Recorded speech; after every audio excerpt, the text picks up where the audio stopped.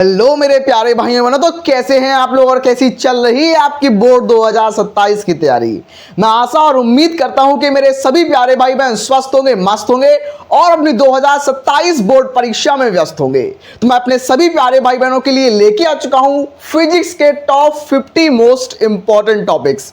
बिल्कुल मेरे प्यारे भाई बहन, मैं आपको बताऊंगा 50 सबसे ज्यादा इंपॉर्टेंट टॉपिक्स और जिन टॉपिक्स को कर आपका फिजिक्स के अंदर 70 आउट ऑफ 70 का स्कोर बनने वाला है।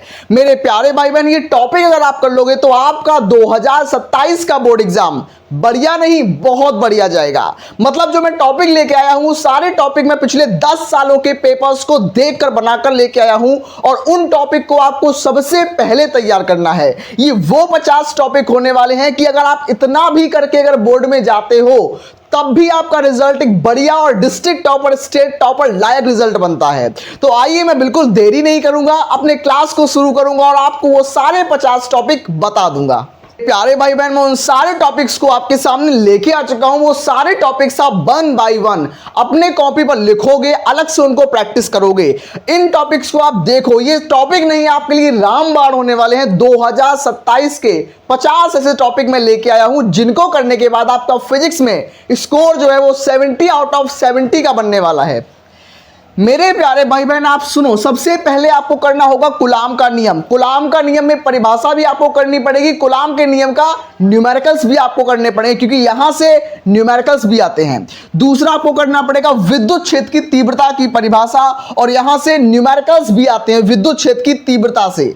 अगला टॉपिक आपका होने वाला है विद्युत द्विध्रुव आघूर्ण, यहां से भी भाई साहब न्यूमेरिकल्स भी आते हैं। तो ये तीनों टॉपिक जो मैं आपको बता रहा हूं, कुलाम का नियम, विद्युत क्षेत्र की तीव्रता, विद्युत द्विध्रुव आघूर्ण, यहां से न्यूमेरिकल्स भी आते हैं। परिभाषा के साथ साथ न्यूमेरिकल्स भी आपको करने पड़ेंगे। 4th नंबर टॉपिक आपका होने वाला है विद्युत, जो हमारे पास विद्युत विभव होने वाला है और विभवांतर, दोनों के बीच में अंतर भी एग्जाम में आता है। विभव की परिभाषा क्या होती, विभवांतर की परिभाषा क्या होती, ये सब आपको एग्जाम में आना चाहिए। अगली बात आपको पता होनी चाहिए, अगला टॉपिक हमारा है विभव प्रवणता। विभव प्रवणता क्या होता है, इसके ऊपर भी न्यूमेरिकल आपके एग्जाम में आता है। उसके साथ साथ आपको करना पड़ेगा समविभव पृष्ठ। जो आपके पास समविभव पृष्ठ जो होता है वो क्या होता है, समविभव पृष्ठ के गुण क्या क्या होते हैं, इसकी प्रॉपर्टीज क्या क्या होती हैं। अगला आपके पास धारिता, जो विद्युत धारिता है, इलेक्ट्रिक कैपेसिटेंस है, उसकी परिभाषा आपको आनी चाहिए, उसका फॉर्मूला आपको आना चाहिए। धारिता के ऊपर न्यूमेरिकल्स भी आते हैं, सर्किट वाले न्यूमेरिकल्स इसके ऊपर बहुत ज्यादा पूछे जाते हैं। अगला टॉपिक आपके पास होगा अनुगमन वेग। अनुगमन वेग की परिभाषा, इसका चित्र मोस्ट इंपॉर्टेंट है। अनुगमन वेग की डेरिवेशन भी मोस्ट इंपॉर्टेंट है। धारा घनत्व, यहां पर परिभाषा, यहां से न्यूमेरिकल्स दोनों ही लगातार आते हैं। अगला टॉपिक आपके पास प्रतिरोध और हमारे पास प्रतिरोधकता, यहां पर आपको केवल और केवल परिभाषाओं पर और इनके यूनिट पर, इनके मात्रक पर ज्यादा ध्यान देना है। अगले टॉपिक आपके पास होंगे वैद्युत ऊर्जा और शक्ति। यहां पर आपको परिभाषा पर थोड़ा कम फोकस रखना है, लेकिन यहां से न्यूमेरिकल आने के चांस बहुत ज्यादा हैं। अगला टॉपिक आपके पास होगा सेल का विद्युत वाहक बल, बोले तो इलेक्ट्रोमोटिव फोर्स ऑफ सेल। यहां से भी क्वेश्चन आएगा, थ्योरी बेस्ड क्वेश्चन आएगा कि सेल का जो विद्युत वाहक बल क्या होता है और ये जो हमारे पास सेल का विद्युत वाहक बल है वो किन किन कारकों पर निर्भर करता है, फैक्टर्स कौन कौन से इसको अफेक्ट करते हैं, इसको भी लिखना है। उसके बाद व्हीटस्टोन सेतु का चित्र कैसे बनाते हैं, व्हीटस्टोन सेतु की सिद्धांत क्या होता है, ये हमें पता होना चाहिए। अगला आपके पास चुंबकीय द्विध्रुव आघूर्ण, जैसे ही हम विद्युत द्विध्रुव आघूर्ण पढ़ेंगे बिल्कुल सेम वैसे ही परिभाषा, वैसे ही न्यूमेरिकल्स आपको चुंबकीय द्विध्रुव आघूर्ण में भी करने पड़ेंगे। अगला टॉपिक आपका होने वाला है प्रतिचुंबकीय पदार्थ, प्रतिचुंबकीय पदार्थ, अनुचुंबकीय पदार्थ, लौह चुंबकीय पदार्थ। ये 3 टॉपिक जो मैं आपको बता रहा हूं बिल्कुल फ्री का नंबर मान सकते हो, बिल्कुल कम मेहनत, फ्री के नंबर आपको मिलेंगे फिजिक्स में इन 3 टॉपिक से। उसके बाद आपके पास होगा विद्युत चुंबकीय तरंगे, इनकी परिभाषा क्या होती है, विद्युत चुंबकीय तरंगे होती कौन कौन सी है, सभी के गुण क्या क्या होते हैं, सभी के उपयोग क्या क्या होते हैं, एक्स किरणें हो गई, गामा किरणें हो गई, इनके गुण क्या है, इनके उपयोग क्या है, ये सब एग्जाम में पूछते हैं, तो इनको भी आप तैयार रखना। उसके बाद आपके पास प्रकाश का परावर्तन क्या होता है। उसके बाद क्रांतिक कोण, ये भी हमारे पास क्रिटिकल एंगल, जो 20 नंबर टॉपिक है क्रांतिक कोण, क्रांतिक कोण की परिभाषा एग्जाम में जरूर आती है। ये 20 टॉपिक मैंने आपको बताया, मैं आपको अगले टॉपिक भी बता देता हूं। नेक्स्ट टॉपिक जो हमारे होने वाले हैं, अगले टॉपिक आप ध्यान से सुनो, पूर्ण आंतरिक परावर्तन। हमारा नेक्स्ट टॉपिक क्या होता है, टोटल इंटरनल रिफ्लेक्शन, पूर्ण आंतरिक परावर्तन। 22 नंबर टॉपिक होगा वर्ड विक्षेपण क्षमता। 23 नंबर टॉपिक होगा तरंगाग्र और उसके प्रकार। गोली तरंगाग्र क्या होता है, समतल तरंगाग्र कैसा होता है, बेलनाकार तरंगाग्र कैसा होता है, ये सब आपको पता होना चाहिए। इनकी परिभाषाएं आपको पता होनी चाहिए। यहां से चित्र सहित परिभाषा बनाओगे तो बहुत ज्यादा बढ़िया इंपैक्ट पड़ेगा एग्जामिनर के ऊपर।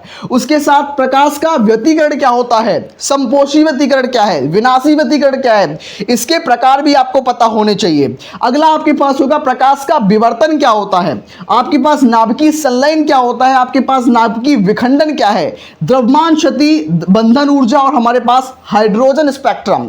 हाइड्रोजन स्पेक्ट्रम पे तो क्वेश्चन आना ही आना तय है। पूरे 5 नंबर का क्वेश्चन बनता है यहां से, हाइड्रोजन स्पेक्ट्रम से पूरे 5 नंबर का क्वेश्चन आएगा यहां से। अगला टॉपिक हम आपको बता दें, अगले टॉपिक जो होने वाले हैं वो हमारे सबसे ज्यादा इंपॉर्टेंट नियम होने वाले हैं। बिल्कुल मेरे प्यारे भाई बहन, इतने ही नियम आपको करने हैं और इन नियमों में मैं आपको बता दूं सबसे पहले आपको गाउस का नियम करना है, लेकिन आपको कूलाम का नियम भी नहीं छोड़ना। मैंने आपको पहले ही कूलाम का नियम बता दिया है। कूलाम के नियम से परिभाषा प्लस न्यूमेरिकल दोनों आते हैं, तो गाउस का नियम तो कम से कम आपको थ्योरी में बिल्कुल तैयार करके रखना है। उसके साथ आपको किरचॉफ का नियम थ्योरी में बिल्कुल तैयार करके रखना है, ओम का नियम तैयार करके रखना है, बायो-सेवर्ट का नियम तैयार करके रखना है, एम्पियर का नियम, फैराडे का नियम, आइंस्टीन का प्रकाश विद्युत समीकरण या आइंस्टीन का प्रकाश विद्युत नियम, ये 7 नियम आपको एग्जाम के लिए बिल्कुल टिप पे याद होने चाहिए। बिल्कुल आराम से टिप पर याद होने चाहिए। इन सारों का आपको मजे से चित्र सहित आप इनका वर्णन कर पाए, इस तरीके से आपको डिस्क्राइब करना है। अगले टॉपिक आपको समझने पड़ेंगे मेरे प्यारे भाई बहन। हमारे नेक्स्ट टॉपिक जो होने वाले हैं वो हमारी सबसे ज्यादा VVIMP डेरिवेशंस होने वाली हैं। मैंने बोला फिजिक्स के अंदर आपका स्कोर मैं बढ़िया दिलाऊंगा, उसके लिए आपको डेरिवेशन को भी बहुत ज्यादा अच्छे से करना पड़ेगा। डेरिवेशन क्या बोलती है इसको ध्यान से सुनो। सबसे ज्यादा इंपॉर्टेंट डेरिवेशन जो होती है कि वैद्युत द्विध्रुव की अच्छी स्थिति में विद्युत क्षेत्र की तीव्रता। दूसरी आपके पास है कि वैद्युत द्विध्रुव की निरक्षी स्थिति में विद्युत क्षेत्र की तीव्रता। तीसरा आपके पास होगा समांतर प्लेट संधारित्र की धारिता का व्यंजक। चौथा आपके पास होगा 2 धारावाही चालकों के बीच लगने वाले बल का व्यंजक आपको पता होना चाहिए। 5वां नंबर जो है आपके पास किस चीज के बारे में बोल रहा है, 5th नंबर क्या है कि वैद्युत द्विध्रुव के कारण अच्छी और निरक्षी स्थिति में विद्युत विभव के बारे में करूंगा। हमारी नेक्स्ट डेरिवेशन, अगली डेरिवेशन क्या बोलती है, 6वें नंबर की डेरिवेशन कि LCR परिपथ जो आपके पास होगा, जो LCR सर्किट है उसकी प्रतिबाधा का व्यंजक। भाई एग्जाम में हर साल ये डेरिवेशन आती है। ये सारी जो 10 डेरिवेशन में लेके आया हूं, ये 10 डेरिवेशन एग्जाम में मल्टीपल टाइम्स रिपीट होती हैं।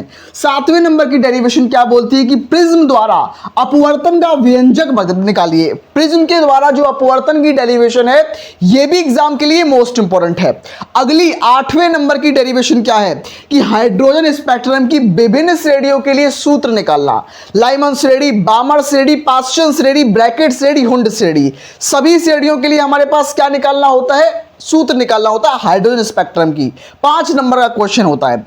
अगला क्वेश्चन क्या है कि डी ब्रोगली तरंग दैर्ध्य का फॉर्मूला डिराइव करना होता है। 5 नंबर की डेरिवेशन है। लेंस मेकर फॉर्मूला, बढ़िया डेरिवेशन है लेंस मेकर फॉर्मूला की, इसको आपको छोड़ना नहीं है, लेंस मेकर फॉर्मूले को। अगली चीजों पर हम चलते हैं। हमारे नेक्स्ट टॉपिक होने वाले हैं महत्वपूर्ण सिद्धांतिक क्वेश्चंस। अगला टॉपिक हमारा क्या होगा कि सबसे ज्यादा इंपॉर्टेंट सिद्धांतिक क्वेश्चन कौन से होते हैं, थ्योरी वाइज क्वेश्चन कौन से होते हैं, फिक्स नंबर क्वेश्चन होते हैं। पहला टॉपिक आपका होगा ट्रांसफॉर्मर का सिद्धांत क्या होता है, ट्रांसफॉर्मर की क्रियाविधि कैसी होती है, उसका सिद्धांत, उसकी संरचना, उसका मैकेनिज्म कैसा होता है, ये एग्जाम के लिए आता है। उसके बाद आपको पता होना चाहिए रदरफोर्ड का परमाणु मॉडल कैसा होता है, उसकी कमियां क्या होती हैं। तीसरा नंबर आपके पास हाइगेन का सिद्धांत।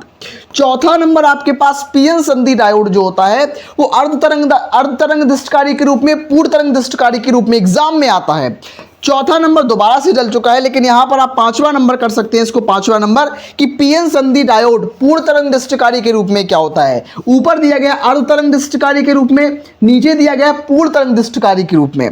उसके बाद आपको बोहर का परमाणु मॉडल पता होना चाहिए और इस डायनेमो का सिद्धांत आपको पता होना चाहिए। ये टॉपिक मैंने आपको बताया। आज मैंने आपको किन किन चीजों के बारे में बताया, आज मैंने आपको सबसे ज्यादा इंपॉर्टेंट परिभाषाओं के बारे में, सबसे ज्यादा इंपॉर्टेंट नियम बताए मैंने आपको। आपको सबसे ज्यादा इंपॉर्टेंट सिद्धांतिक क्वेश्चंस, सबसे ज्यादा इंपॉर्टेंट डेरिवेशन, ये चार चीजें फिजिक्स में जान होती हैं फिजिक्स की। अगर आपने 50-60 टॉपिक्स, अगर आपके पास मुश्किल से ये सब टॉपिक्स होंगे, अगर आप इन सारी चार चीजों को, केवल इन चार चीजों को कर लेते हो अच्छे से जो मैंने बताया, तो आपका फिजिक्स के अंदर स्कोर 70 आउट ऑफ 70 आराम से आएगा। अभी भी कोई डाउट है तो मुझे बताना, मैं आपकी हेल्प करने के लिए बिल्कुल तैयार हूं। अगर आपने चैनल को सब्सक्राइब या शेयर नहीं किया तो अपने सारे दोस्तों को शेयर कर देना।